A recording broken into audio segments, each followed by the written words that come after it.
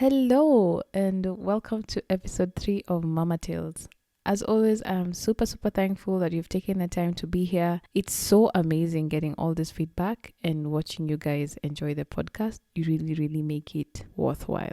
Last episode, I mentioned that I was having an issue listing this podcast on Apple, but I was able to resolve that issue, or rather, it resolved itself. So the podcast is now up on more places. You can find it on Spotify, SoundCloud, Apple Podcast, among many other platforms. So you can find a very good breakdown of where it's available on the website link. I'll leave that link at the description of this podcast, but you can also find it on my Insta bio. My Instagram is at Salimugore. That's probably the best way you can communicate to me right now. But wherever you are, wherever you get your podcasts from, if you just search for Mama Tales, you should be able to see this podcast. So subscribe, follow, so you can be alerted on new episodes. And if you can, leave a review. I think this is mostly for just like the Apple side of things, but yes, leave a review. I think it helps in the ratings and things like that. For all the moms out there, I hope you had a great Mother's Day. Mine was interesting to say the least, but in a good way. So earlier on in the week,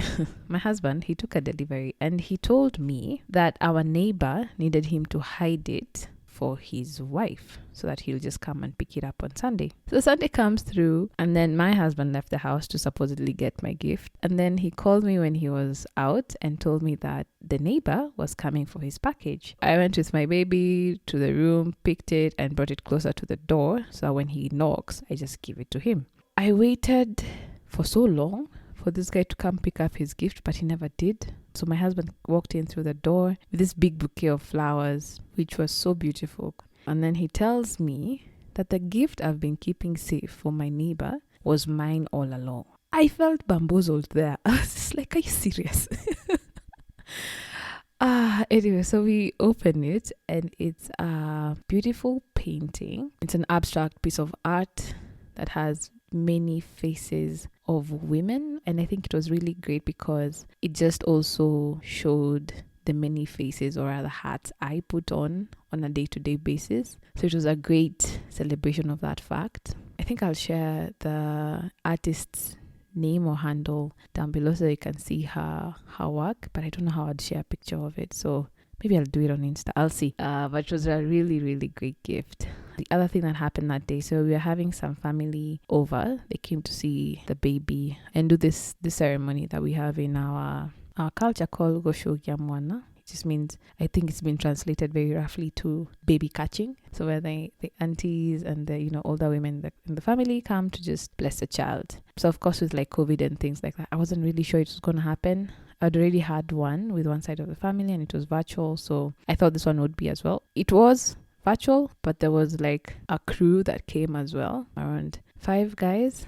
So I thought that was still doable. We did it. First of all, they brought me another big bouquet of flowers that were really good. They're still displayed around the house. But then they brought something that sent me to tears. Like I literally cried. So what they did was that they presented us with a beautiful piece of art again.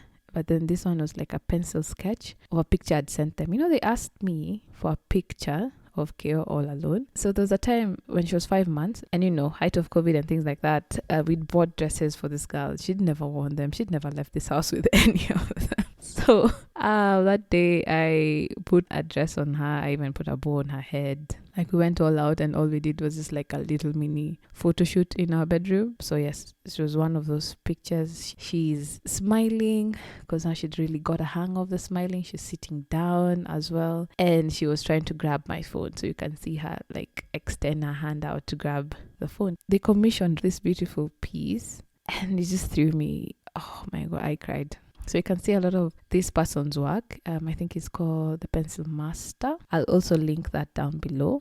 So all in all, it was such a fulfilling day. I was tired by the end of it. It was filled with love and pride for my baby. I do intend, however, to also gift myself a mani-pedi. It's crazy that now mani-pedis are gifts because before I used to do them monthly. But I haven't had one in what I would want to say a year. I think I probably sneaked one in around my birthday, but I've never done it again. So it's also good that as moms we look out for ourselves. So I think I'll try and squeeze in some time to do that. Today, as I'm recording this on Sunday, 16th of May, is my baby's first birthday. So yes, I've woken up in the morning to record this. I'm so excited. We are one. So yesterday spent the day gathering some supplies and started decorating the house because we're not having a huge bash really. We're just hosting our parents and siblings in the house for just a lunch. I think I wanted to also go a little bit as overboard as I can get. It's not intense, to be quite honest. Just a few balloons here. I'm really proud to be able to be doing this for the very first time. And then since she's still not old enough to tell me exactly what she wants, I can just basically do what I want. The other thing that I'm doing immediately after I record this podcast is bake her a cake. I have commissioned a cake by this very, very great baker. I've already eaten some of his cakes. His handle is Oka Means Bake. He was once a contestant on the Great Kenyan Bake Off. So I'm really excited for that cake. But in addition to that cake, I'm making another cake. And this one just basically, it's good for Keo. So she hasn't really eaten sugar before. And I know cakes can be full of sugar. So I'm making her own sugar-free cake. Just sweeten it with like bananas. She loves bananas. So bananas, I wish it was mango season. Then it would have been a mango cake. And then some berries. It will be like a smash cake as well. Morothi doesn't like the idea of a smash cake. He calls it very, very Western. I don't disagree. I don't know where that thing came from, but I want to see what she'll do. But I have a very, very, very sneaking suspicion that she won't smash that cake. She'll just point at it and just slowly eat it because that's what she does anyway. So we'll see what she does with this cake, but it's also a really good one that us ourselves can eat, especially like our paros if they're not into sugary cake. It's also an option. And then I'll tell you all about the bash next time. So last time I left the story at the point where I was just about to give birth. So this episode will talk about what that last month looked like, my labor experience, my birthing experience, and a bit of postpartum, getting into the fourth trimester. So it might be a little bit long, but I didn't feel like I wanted to split this one as well. Like I said, I was just about to give birth. A pandemic was declared in Kenya and the first lockdown was imposed. So there was the 7 p.m. curfew. That time the roads were very empty. I remember going for walks and it looked emptier than a public holiday morning, if that makes any sense, or a Sunday morning. It was really, really, really empty because that time everyone was scared, right? So I remember just going out and just being hit by that reality. So that last month, so we're talking about like mid-April to May, I was really, really tired of being pregnant because the other thing that happened is just like, I feel like my belly just exploded and boom, this baby has just grown. And then the other thing about like the lockdown and everything is that my husband was now fully at home. So I loved that fact. So I'd always wanted to do a bump shoot, but I couldn't. I think the whole rules around that were very muddled at that exact moment. So I thought it might be a little bit irresponsible of me to, go to a studio, get exposed, or even expose people. So I let go of that fact. So what happened is that we did an at-home shoot, but now unfortunately, you can't have. We didn't figure out how to have both of us in one frame. But we took really great pictures. Actually, the picture that's on this podcast's cover art was extracted from one of the pictures that I took during that at-home baby shoot. Also, a few days to my due date, I had a surprise baby shower. Also, it's one of the things that I didn't think would actually happen because of this pandemic. But my friends organized a drive-through. I was very, very sure that no one would be able to surprise me for this one. But they pulled off something.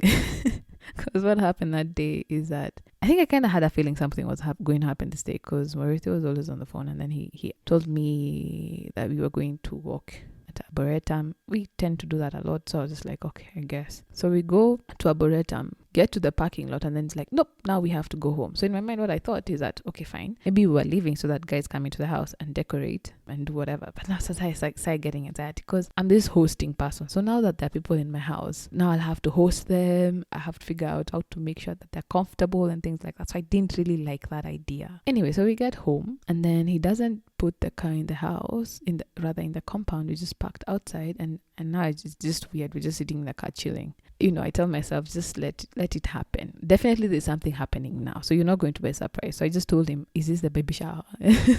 And he just, amused me a little bit here and there. But then all of a sudden I saw my friends drive by with like signs and posters out of their doors. So we got out of the car. It was really cute. Like we were separated by a road, but they were on the other side of the road with these beautiful posters, telling me congratulations and all that. They had gifts that a few of them crossed the road with and placed them in our car. A beautiful cake as well. So we got in the house and then had a virtual one in the evening. So one of my friends also brought like decorations, put them on the wall to serve as my backdrop as we had this virtual one. It was a really, really great thing. I love my friends. Thank you guys so much for that one. It was definitely unexpected. Back to this thing. My mother-in-law decided to come over to help us out when the baby comes. We still had the area lockdown, right? So she couldn't just drive into Nairobi. So had to get like a doctor's note and smuggle her way through the borders. Oh man, it was crazy. So I already felt like she'd done so much to be there. So I really hoped that my baby won't be late. And I wouldn't end up feeling like I'm wasting her time. I know it's just a crazy thought, but that's how I felt, that pressure of like, oh man, she's come all this way. There's nothing I can do to like make this process go any faster. So due date comes. I think my due date was the 10th of May. So comes and there's no sign of baby. I'd already scheduled an appointment with my gyna at that time. So we went, talked to her, and then she was like, okay, so maybe what we'll do is let me examine you, see if anything is happening, and then did a membrane sweep. It's someone trying to, if this is the right description, trying to go around the rim of the cervix to just try and help things move along. It's hella painful and uncomfortable, but it was a great introduction to what would be happening that day that I'm in labor. So it's also supposed to induce labor. At that time, when she checked, I had not dilated at all. So what we did was just set a date for induction just in case. That week, I think we just got into a rabbit hole of trying to figure out how to induce labor. Man, I walked so much and I was so tired. I could barely walk. At 20 meters is a lot, and I would just have to stop. I ate so many pineapples. The way they tell you pineapples induce labor. I love pineapples. It's one of my favorite fruits, but that week got to a point I didn't want to see any pineapple near me. Man, so I was so anxious. I think I would spend my day bouncing on my yoga ball. Again, something that should help induce labor, as I tried to put together a jigsaw puzzle. I think that's all I did every single day. I also went offline. I don't want to check my messages. I didn't want to talk to anyone. Social media was full of like COVID stuff and scares, and that just upped the ante in terms of like the anxiety that I was feeling and all of that. So I would rarely ever look at my phone. I think there was even a time I just kept it on airplane mode. I didn't want to see. I just focused on the jigsaw puzzle because that's the only thing that I could control. So I remember that week, every little pain that I had, like even the slightest groan, made everyone jump. They'd be like, oh, is it now? Is it now? So it reached a point where I started just keeping these things to myself. I even promised that if I was to just start getting labor pains or contractions, I would not say anything until I was very, very sure that was what was happening. It was quite an interesting week. Sometimes I would be very, very comfortable and walk like I don't have this huge baby inside of me or trying to press her way out. And sometimes I couldn't walk. I would stand up, take a few steps, and I just could not because of the pain and pressure that was happening at my pelvis. So it was quite a tiring week. However, at the end of it, that's when things started moving. Also, I'll just put this here. I don't think I did anything specific to induce labor. I don't believe in all that stuff in as much as I tried it, because sometimes I'm like, how do I just know? Or rather, how do I figure that it was because of the things that I did that got me into labor, as opposed to that the time had just reached? I think it was a Saturday. I'm not completely sure. So I was sitting in the sitting room with my mother-in-law watching some 9 p.m. news. And then I felt a warm trickle. So what I did was just stand up, went to the loo to check what's going on. And since I couldn't see anything, I just put on a pad so that I'd be able to, if it happens again, but catch it and I'll be able to know what it is. So I went back to the living room. A few minutes later, I felt it again. So I just decided to tell my mom-in-law that I'm going to sleep, so that I can be able to just go through all these things with my husband in the room. So I go and check it out, and I see definitely this isn't like my regular discharge, something very, very different. So yeah, so I see that and I'm like, all right, this could be my water breaking. We'd gone to bath class and I'd been taught how to identify how the fluid looks like or smells like. So it's supposed to be sweet, it's supposed to be clear. So mine wasn't necessarily that clear. It had a little bit of a yellow tinge, but I wasn't too worried about that at that exact moment. But I think what was happening is that I was just too excited that this thing is happening. So you remember the way I said I wouldn't tell anyone? I went and told my husband. I couldn't hide it. And then when I told him, he just panicked and he was like, no, I'm lying. I'm like, how can I lie? Kept asking me if I'm really, really, really, really sure. I'm like, I think that's what's happening. I think my water is breaking. And no sooner than I said that or realized this fact, then I started getting contractions.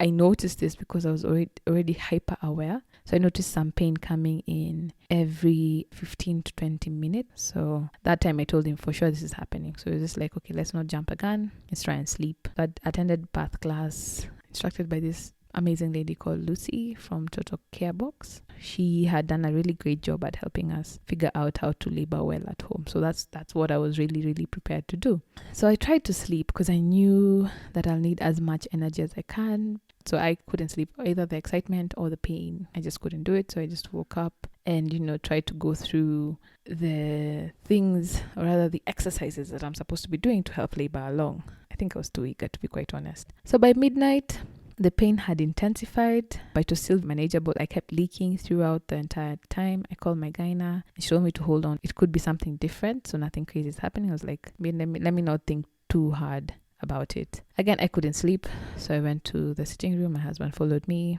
The contractions died down. I'm like, I think it's one of those false ones again. I'm a little bit disappointed, but there's nothing really I can do about it. So 4 a.m. 5 started dozing off, and I remember at 6 a.m. I was woken up by a gush of water. Now it wasn't like too much water, but it was more than I had released before then. So I tried getting up from the couch because I did not want to ruin it.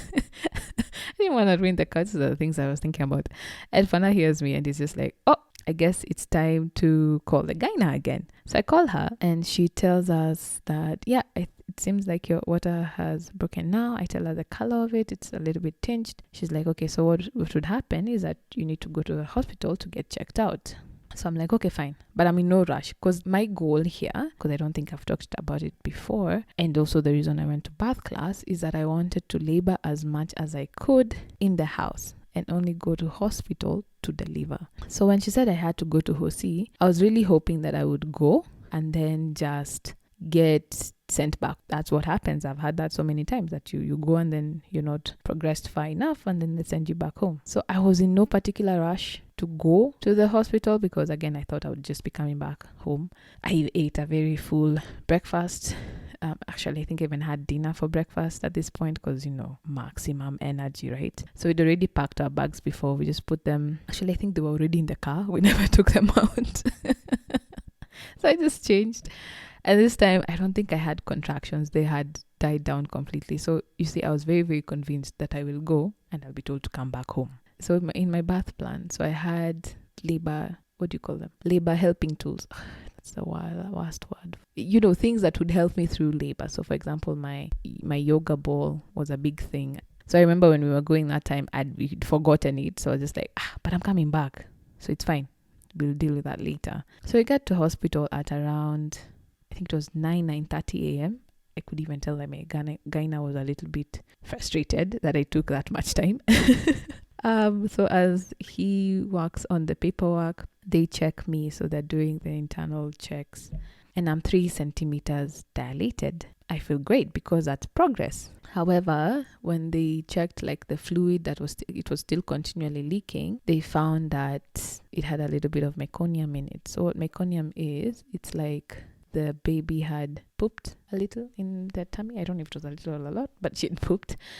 And it was still not too much to be very alarming. But what it did is that it put a timer on me. So she recorded the night before, when I'd started, in the first event of that leaking happened at 9 p.m. as the start of this timer. So what happened is that I had another 12 hours. Because ideally, after your water breaks, to reduce the risk of infection, that baby has to be delivered in a 24-hour period.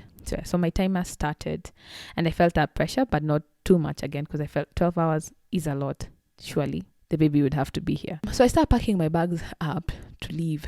And this nurse looks at me. She's like, chick, you're admitted. You cannot go anywhere, because once your water breaks, and especially if we find meconium in there, you're not going anywhere. You have to be admitted. So that was definitely not what I wanted to hear or expected to hear. But then again, I'd accepted that my plan will probably not go as I want, and that was okay for me. So this was one of those things that I was just like, I have to let go and figure out how then to modify this experience and make it work for me. So I told her that, okay, that's fine. I just don't need any interventions right now. Let me just try and figure out this entire thing. And she was like, that's fine. We aren't going to do anything. So they just took me to my room. I changed into the hospital gowns and started my laboring process. So because of COVID, they also had restrictions on the number of people who can be in the labor room. I think my husband was a guaranteed number,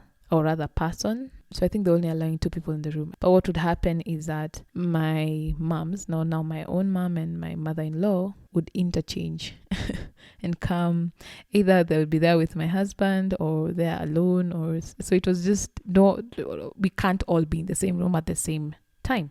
Also, because I was very into walking, because I thought that would help me go through the pain, because now the contractions are started coming back. I started walking, so I'd pace around the room. Luckily, I got like an ensuite labor room, so I'd walk around. But then I'd also want to walk around outside on the corridors. And I think I did it so many times without a mask on, and had kept being reminded to go and put on a mask. And that's how you know you're in the middle of a pandemic, man. So anyway, so they kept checking my progress. Not too much. Actually, I have to admit it. Like the process, or rather them allowing me to labor, they allowed me to labor at my own speed. And so there was very little intervention. Even just like their checks were not that often. But when they did check me, there was no progress at all. I was still at 3 centimeters. So I think the first check was around, other than the one I had when I got admitted at 9, the next one was around, I don't say 11, and still nothing had changed. And it was kind of infuriating for me, but I was really laboring well. And the other thing is,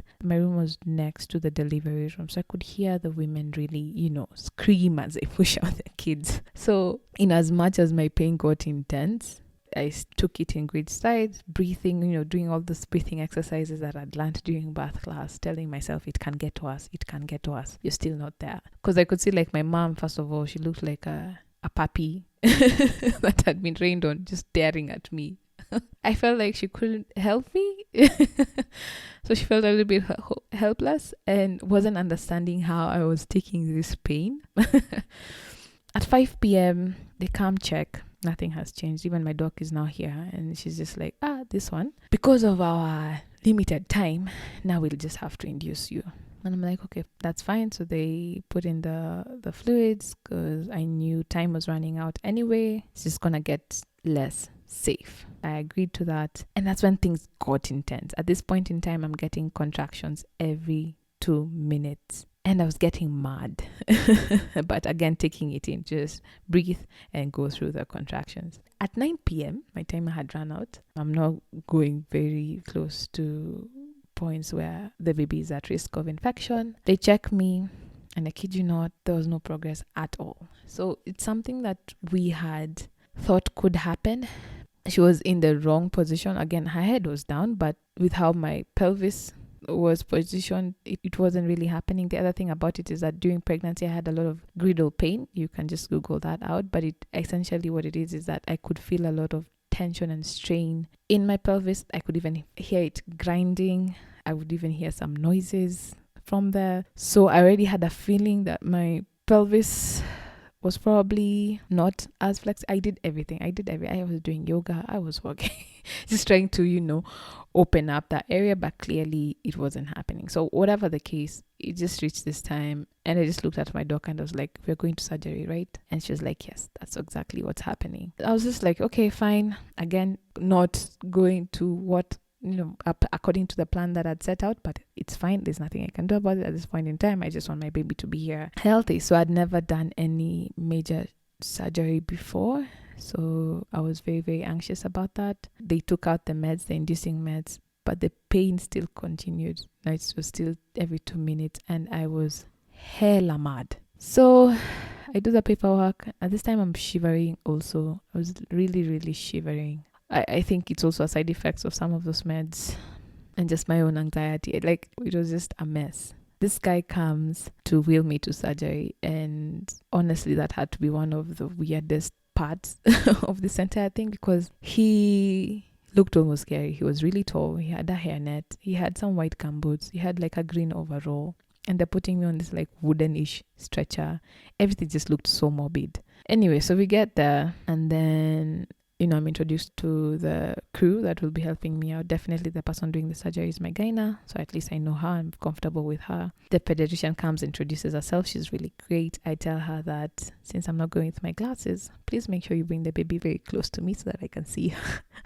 I can't be able to see her well. So I had to sit up so that they can inject me with like the anesthesia. They do a few tries, so I can't really sit still because, like I said, I'm shivering. I'm still contracting every 2 minutes. So I'm done. I'm tired because I'd been laboring for now we are 24 hours. So I remember this guy, I think, made a mistake or something because my leg shot up.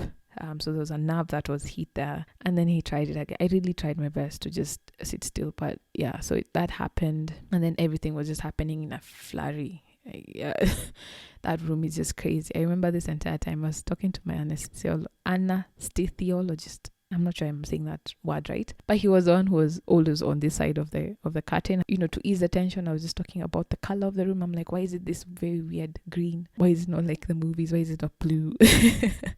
Why are you guys wearing gumboots? Why is there rock music? Like, we were just trying to talk about everything other than what was happening. So he was trying to explain to me what I'd feel. And I remember feeling very confused as to why I'd still be able to feel them, because it was like, fine, the pain won't be there, but you'll be able to feel the pressure. And in my mind, I thought, if you put me down, or rather put some anesthesia in there, I shouldn't feel anything. In fact, my body should just be half. What's the point of feeling them work? Surgery starts.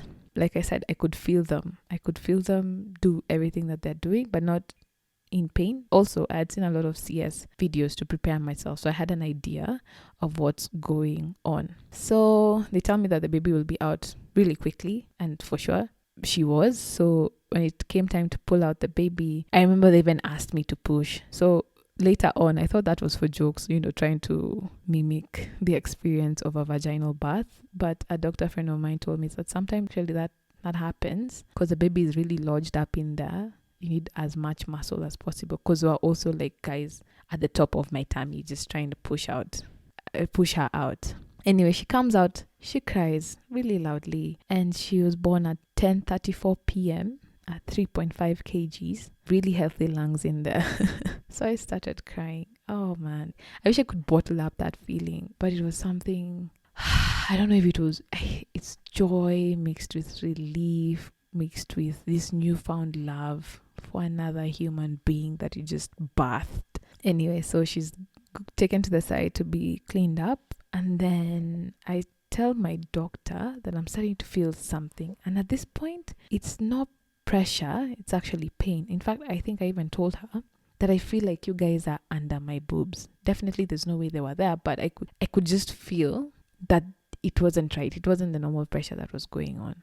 I think she notices something is wrong and then just starts barking orders. She's just like, show her her baby now. Man, I panic. I'm like, oh, this could be the last few moments of my life. Yes, show me my baby. So the pediatrician brings the baby, and I told her to bring her close, but she brought her too close to the point where I saw nothing. It was just, so she takes the baby away. Then my anesthesiologist tells me that, I don't know what he was saying, but I think he was just trying to keep me busy as he placed me under. So I went completely out and only woke up later in recovery. It was very, very dazed. And then when they noticed I was awake, they wheeled me to my room. So on our way to the room, man, I was very drugged up. I was very confused. And then I remember seeing both of my moms, and I was very, very confused. I think I even said, what are you guys doing out? Isn't there a curfew? Because like I said, it was the first lockdown.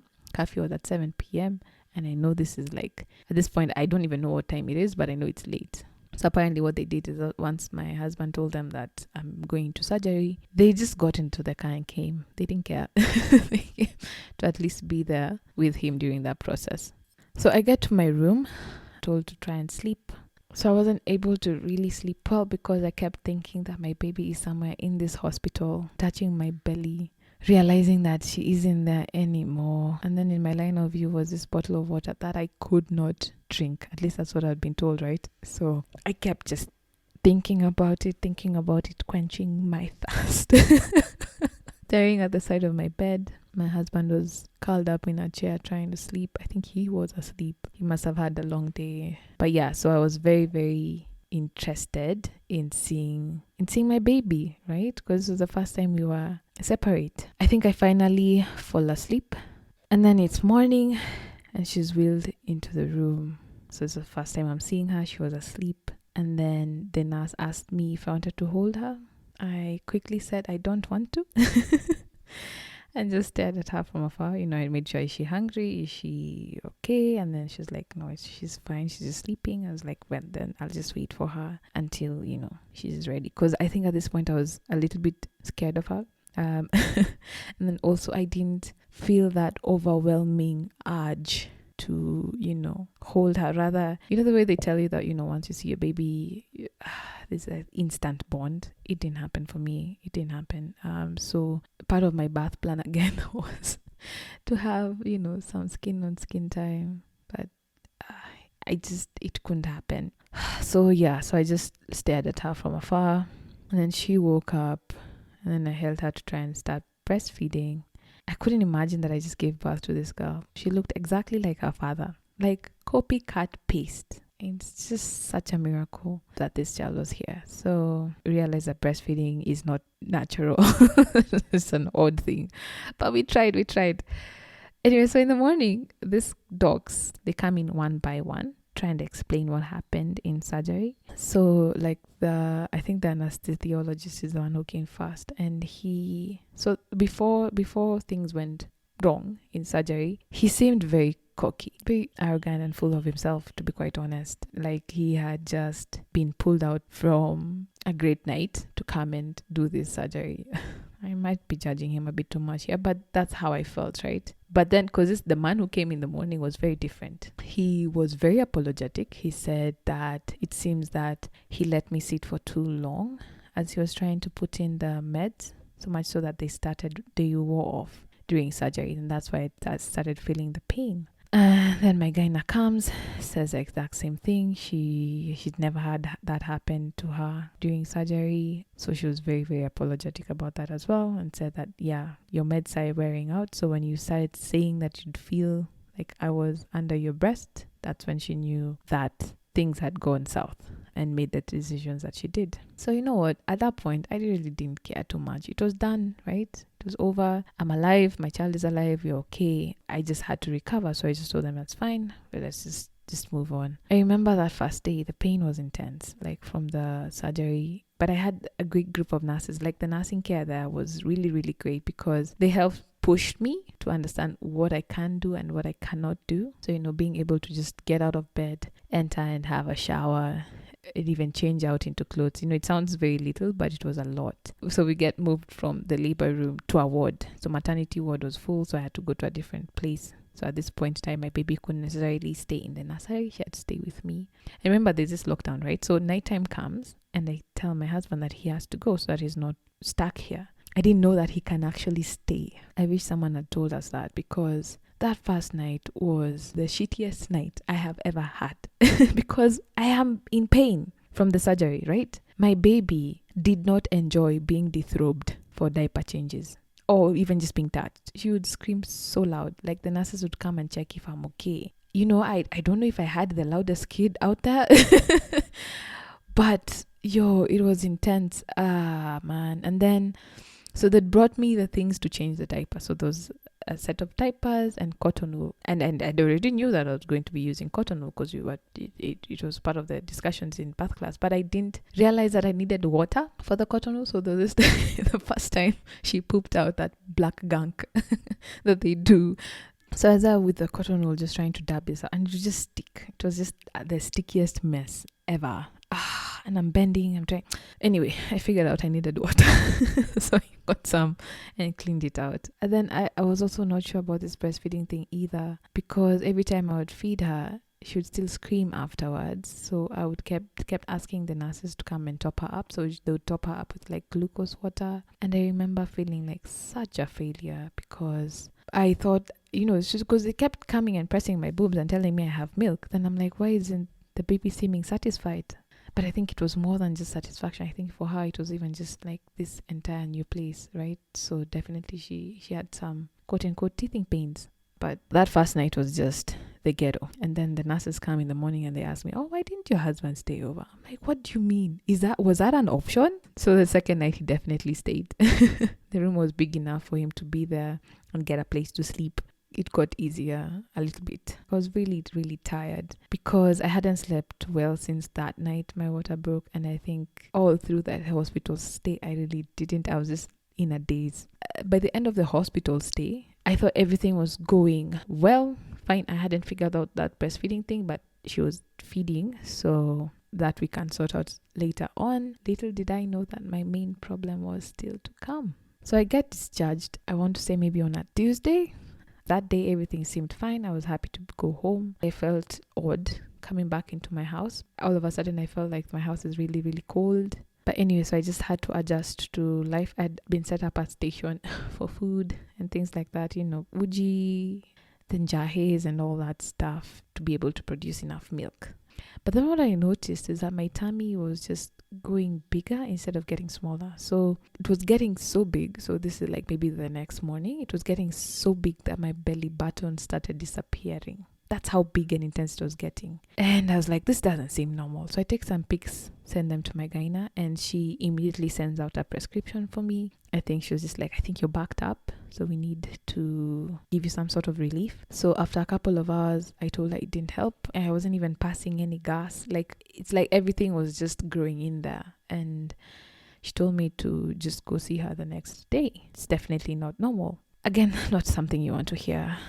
The next morning, we prepare ourselves because you have a whole crew now traveling with you because you're of the newborns, right? So there's a baby, there's my husband and my mother-in-law. So I had no clue how long that day would be. I wish I had an inkling of an idea, and then maybe I would have better prepared myself even mentally. I thought it would just be an in and out. Right, so we were there very early in the morning, and then I was actually very anxious to be traveling around the newborn, barely 5 days old, with COVID in the air. She can't wear a mask. I'd also never packed up a diaper bag before, and I realized later that I didn't pack wipes, and it was still those days for that black poop. So don't even ask me how we changed that diaper. I shuddered just at the thought of that. So anyway, my milk also hadn't come in the way I thought it should. I didn't have the engorged breasts and just milk shooting out, because that's what I was expecting. So I was very anxious about that. Thought I needed some time at home to be able to build that up. Going outside, definitely not ideal, but again, I didn't have much of a choice.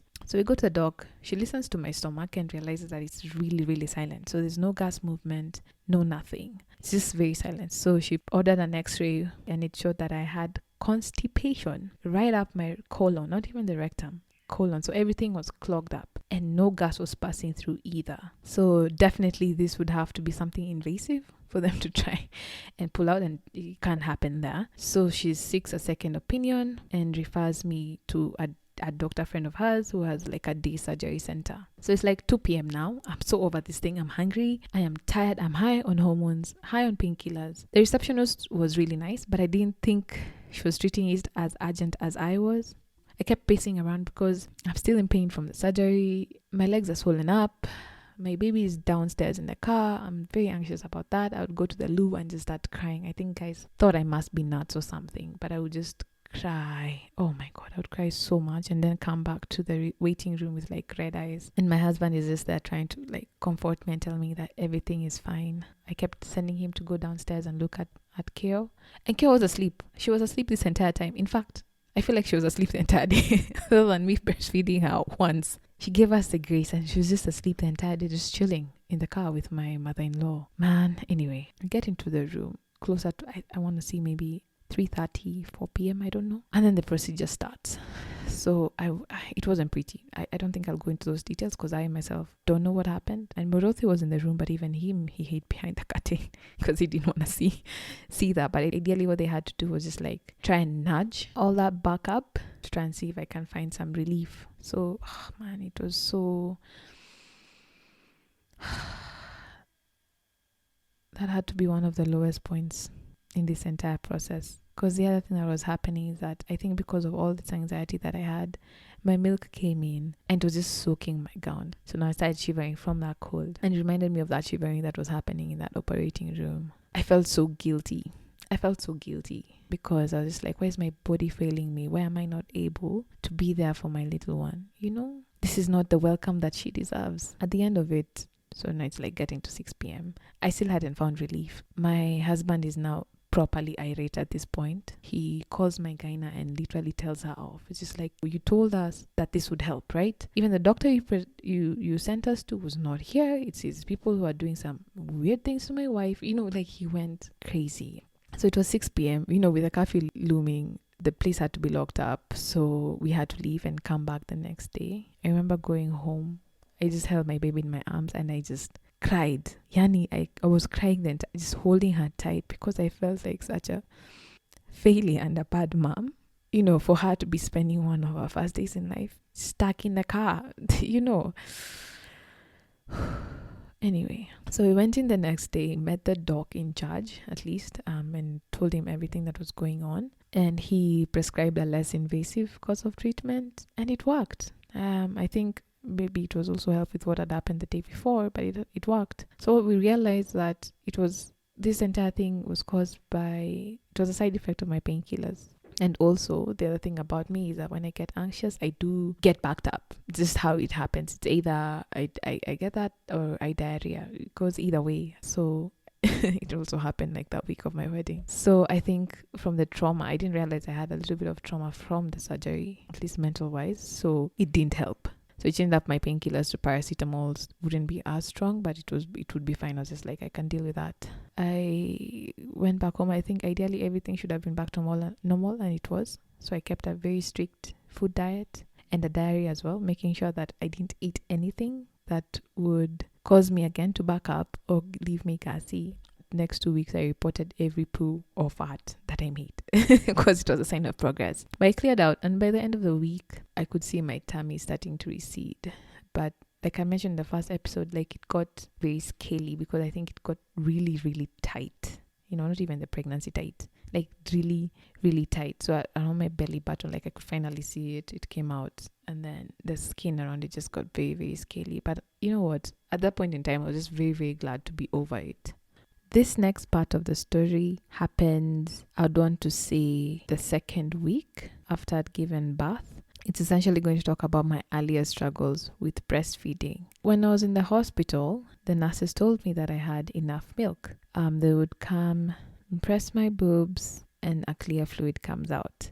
I thought it was supposed to be yellow. I don't know where I got that idea that first milk is yellow, so I wasn't too sure about it. What would happen is that I would not feel very confident in the milk that I had because my baby would still be a little bit fussy after a feed. And in hospital, at least I had nurses around and they would come and, if needed, give a top up of glucose water.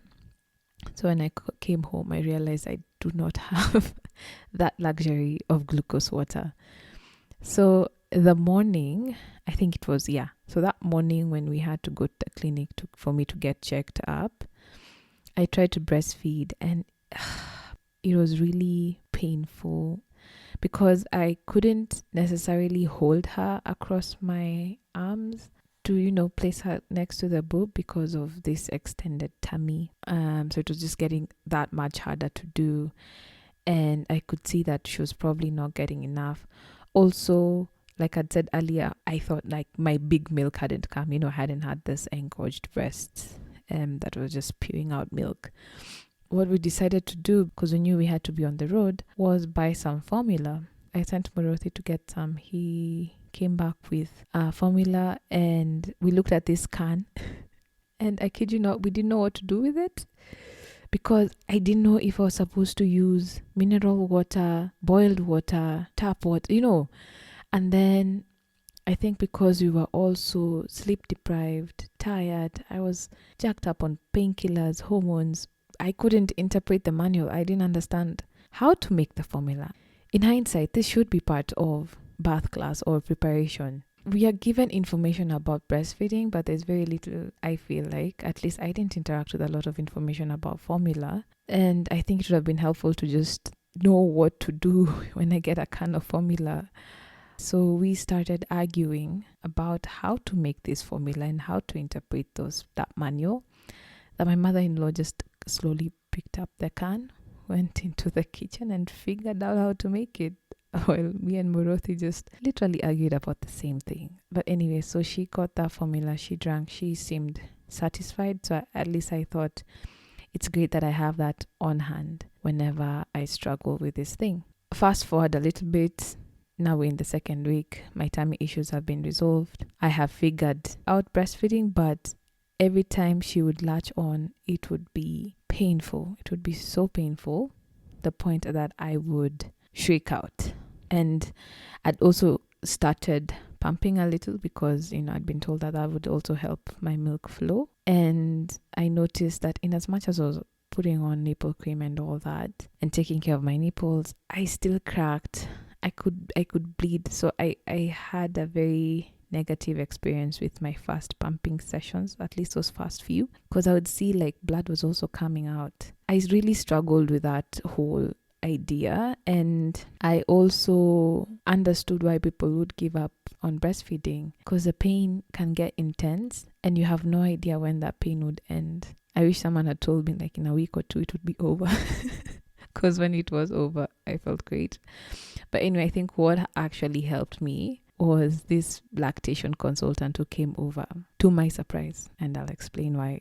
So my mother-in-law had been seeing me struggle with this breastfeeding thing, and she sought out a second opinion. She talked to one of her sisters. She's a doctor, and she also happened to be very good friends with a lactation consultant who I think also helped her out during her own time. So what my auntie did was she went to Biashara Street, bought me more nipple cream, and came with the consultant.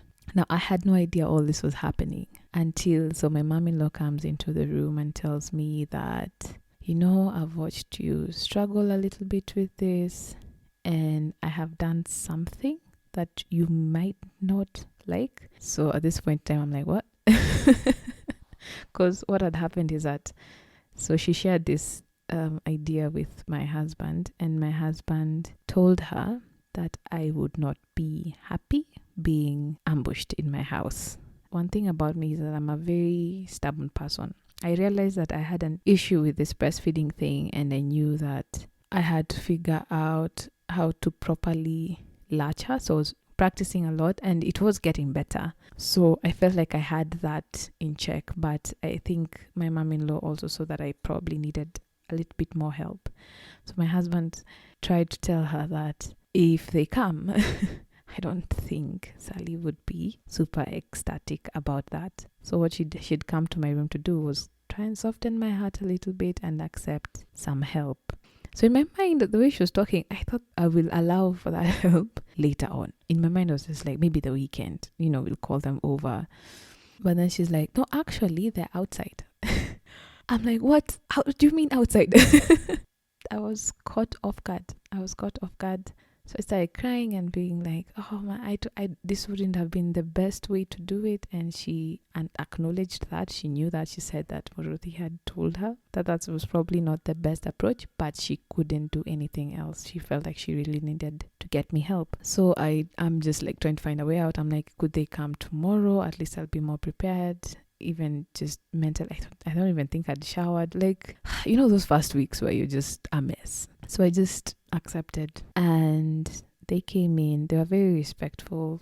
Everyone kept their distance because, again, newborn, COVID, and all that. Even my auntie, I don't even think she saw the baby, and she apologized. She said that, I know that this was probably not how we should have done it, but Shiro, who was the lactation consultant, helped me so much that I think you needed So please just give it a try. So I'm introduced to Shiro. We go to my room and then we start talking. She didn't even say much. She just asked me how things were going and I broke down and cried. Actually, the theme of this entire episode is just how much I cried. I sit there and I start just bawling my eyes out, telling her everything, how much of a whirlwind this had been, how crazy that birthing experience was, the struggles that I was having with the constipation, and ties that down with my issues with breastfeeding. So it almost felt like a therapy session. And she was a really great listener and really understood where my problem was. After she listened,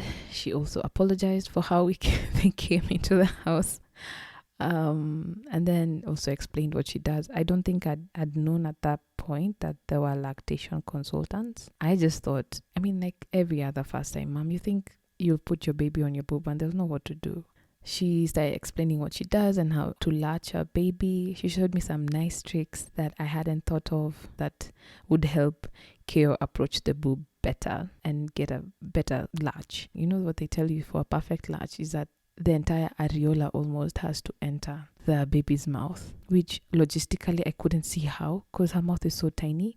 And during pregnancy, like the areola, that's the black part around your nipple, is so huge. It just grows. So I couldn't figure out how the entire mouth should fit. I mean, the entire areola should fit into the mouth. But essentially, she just showed me like what I should be looking for in terms of like Keo's mouth. And luckily at that point in time, Keo woke up. She wanted a feed. And she was like, okay, this is great. I think we can experiment and try. So I pick Keo up and using her tips, I try the first time. It doesn't really work. Keo gets frustrated and just starts screaming. And then she was just like, this is a perfect time to put her on your boob because her mouth is wide open. And I did. And oh my, for the first time through this entire breastfeeding experience, I did not feel any pain.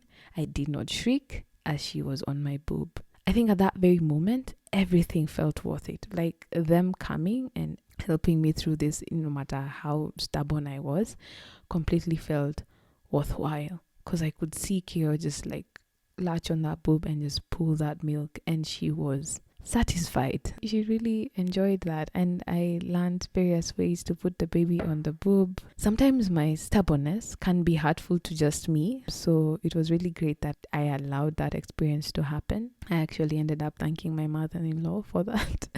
It came from a good place and I needed that. I think I kept off pumping for a while, still giving my nipples some time to rest. But in the meantime, I was using a Haakaa. So a Haakaa is just like a, I don't know if I'll describe this well, but most times they call it like a silicone manual pump. When your baby is breastfeeding on one boob, you stick it on the other, because the other thing that happens is once your baby is breastfeeding on one boob, the other one still produces milk and lets it out. So it can get quite messy. So this Haakaa kind of just catches it. And because of the suction, it also just pulls out a lot of milk.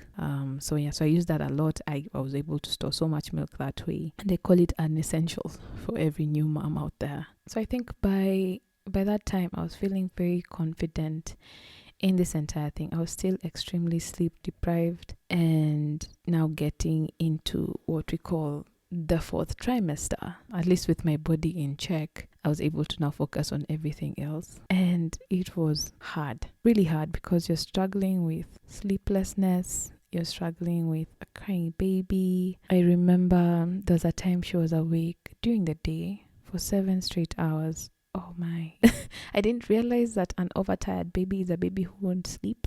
And when they don't sleep, they get more tired. So it's just this vicious cycle. That day was torture. That day was proper torture because she only settled down for a nap, her sleep rather, at like 9 p.m. and was awake 40 minutes after. So it went on that way for the entire night. So you get to this point where you feel so overwhelmed, like proper overwhelmed. I don't even think overwhelmed is a word that encapsulates what this feeling is.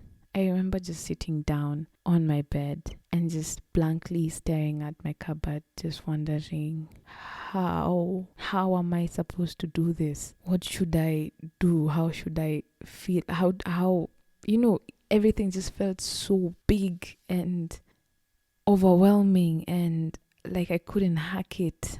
It was hard.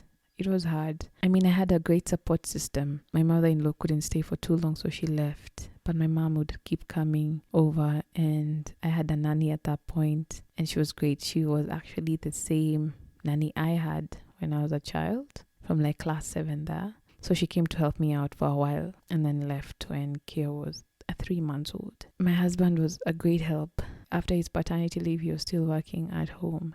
So we equally shared everything. Even at these moments where we felt completely overwhelmed, at least we were together. I remember he printed out the Serenity Prayer.